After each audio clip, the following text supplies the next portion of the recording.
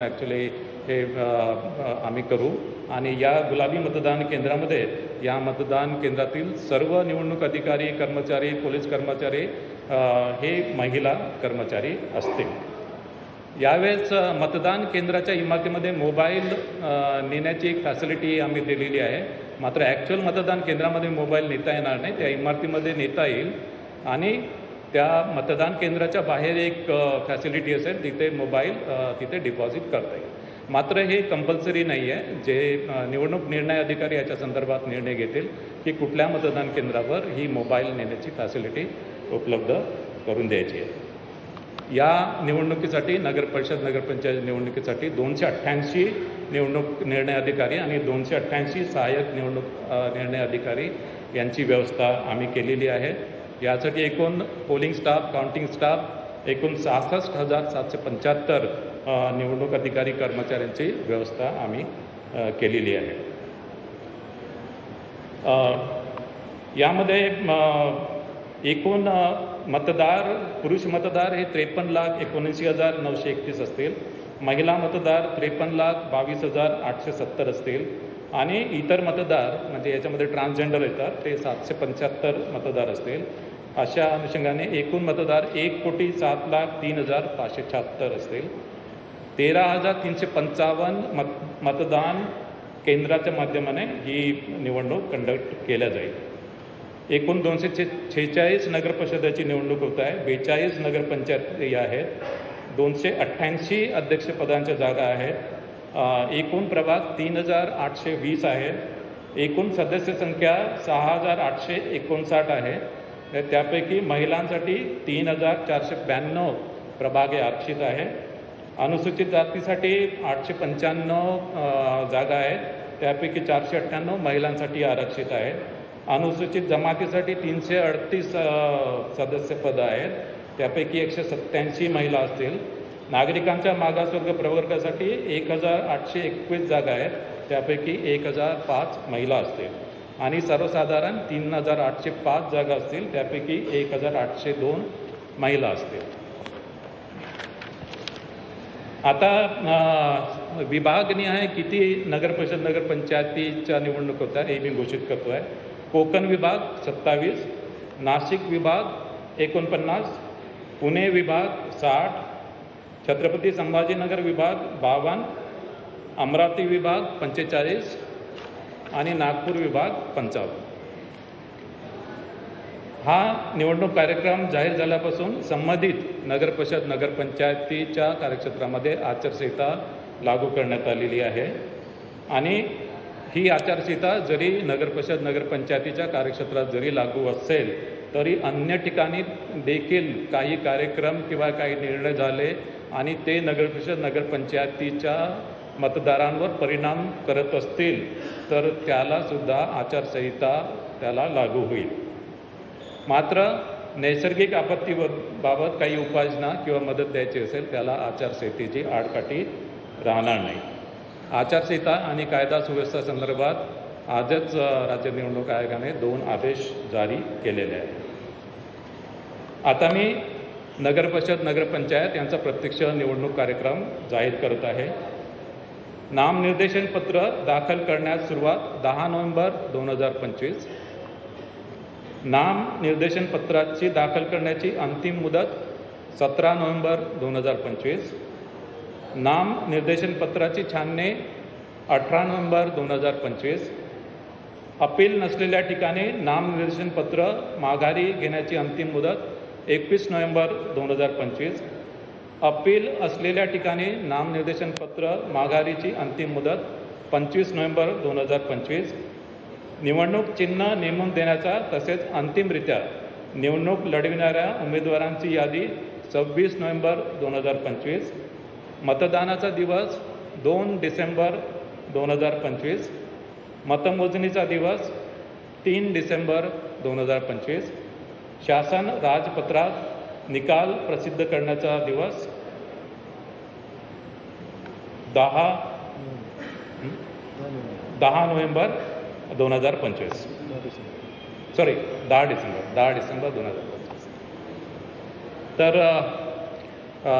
या अनुषंगाने नगरपरिषद नगरपंचायतीच्या निवडणुका या स्वच्छ, पारदर्शक, निर्भय आणि कायदा व नियमाच्या चौकटीत करण्याची संपूर्ण दक्षता राज्य निवडणूक आयोगाने घेतली.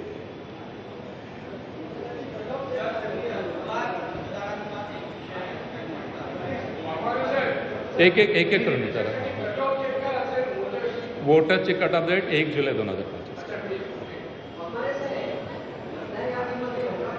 मोठ्या प्रमाणात फक्त सत्ताधारी पक्ष सोडले तर सगळे सर्वपक्षीय लोकांचा पक्षांचा विरोध असताना मतदान घेण्यासाठी एवढी घाई का? जोपर्यंत 5 वर्षाचा येत नाही मतदार यादीमध्ये दुबार मतदार आहे, तिबार मतदार आहे, एका ठिकाणी एका घरामध्ये 40-45 लोकांनी मतदान केलं, असा सर्व घाई मतदान घेण्याची.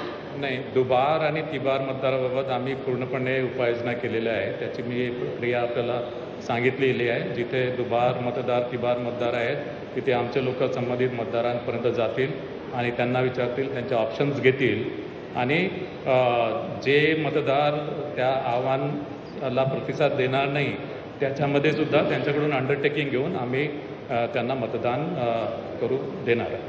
विरोधकांचा असाही आरोप आहे की निवडणूक आयोग सत्ताधाऱ्यांच्या दबावाखाली काम करते, त्यांच्या सांगण्याप्रमाणे काम करते. कितपत तथ्य आहे? नाही, हे चुकीचं आहे. असं निवडणूक आयोग कोणाच्याही दबावाखाली काम करत नाही. विरोधकांनी काय एका घरामध्ये 40पेक्षा जास्त मतदार नोंदणी केलेले आहेत, चुकीच्या पत्त्या आहेत, तर त्या संदर्भात तुम्ही काही उपाययोजना करणार, ती दुरुस्ती करण्यासंदर्भात काही पावलं? नाही, हे बघा, ॲक्च्युली आम्हाला यादी जी आहे मतदार यादी ही ॲक्च्युली इलेक्शन कमिशन ऑफ इंडियाकडून मिळते. या यादीमध्ये आम्हाला दुबार तिबार मतदाराबाबत आम्हाला ॲक्च्युली कार्यवाही करता येतो, जी आम्ही केलेली आहे.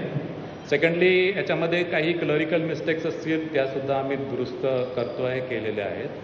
आणि यामध्ये प्रभाग चुकलेला जर असेल तर प्रभाग ते सुद्धा आम्ही दुरुस्त करतो की ॲक्च्युली एका प्रभागामध्ये पाहिजे मात्र चुकीने दुसऱ्या प्रभागामध्ये गेला आहे, ते सुद्धा आम्ही दुरुस्त करतो आहे. आणि विधानसभेच्या मतदार यादीमध्ये नाव आहे पण या मतदार यादीमध्ये नाव नाही आहे, ती सुद्धा आम्ही नाव त्यामध्ये इन्कॉर्पोरेट करतो.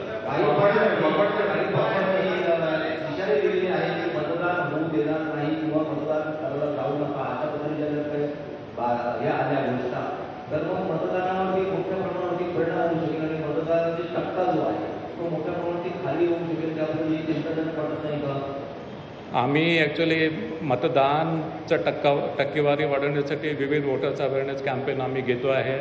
त्यानंतर मग जिथे दुबार तिबार मतदार आहे त्या मतदारांपर्यंत आम्ही पोहोचतो आहे.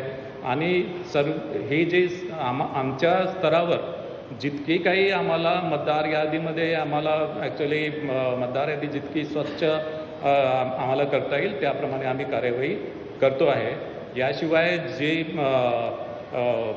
जिथे एका घरामध्ये अनेक मतदार दाखवले त्या संदर्भात मुख्य निर्वाचन अधिकारी यांनी याच्या आधीसुद्धा त्या संदर्भात खुलासा केलेला आहे. स्थानिक निवडणुकांमध्ये मतदारांना मोठ्या प्रमाणात आविष्कार इकडे म्हणजे पैसे वाटप असतील, मद्य वाटप असतील, तर हे रोखण्यासाठी निवडणूक आयोग काही प्रभावी उपाययोजना करणार आहे? नाही, आम्ही याच्यामध्ये आचारसंहिताचा ऑर्डर काढलेला आहे. या आचारसंहितेच्या ऑर्डर्समध्ये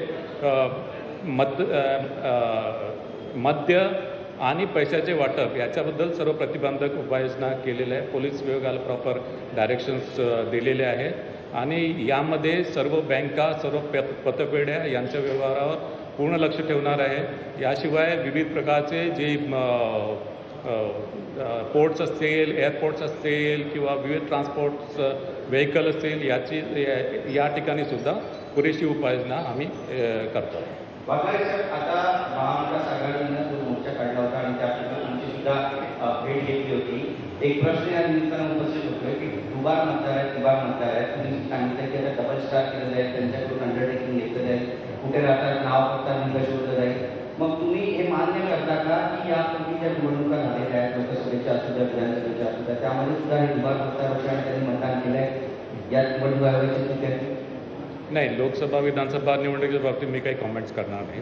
सर्वपक्षीय शिष्टमंडळाने तुमची भेट घेतली आणि त्या डेलिगेशनने मागण्याचं एक पत्र दिलं होतं तुम्हाला.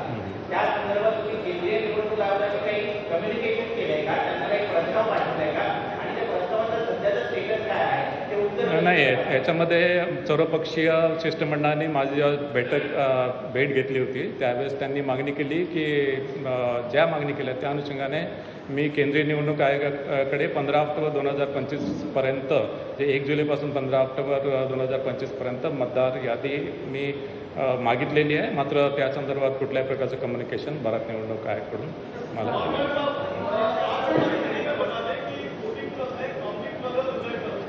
हां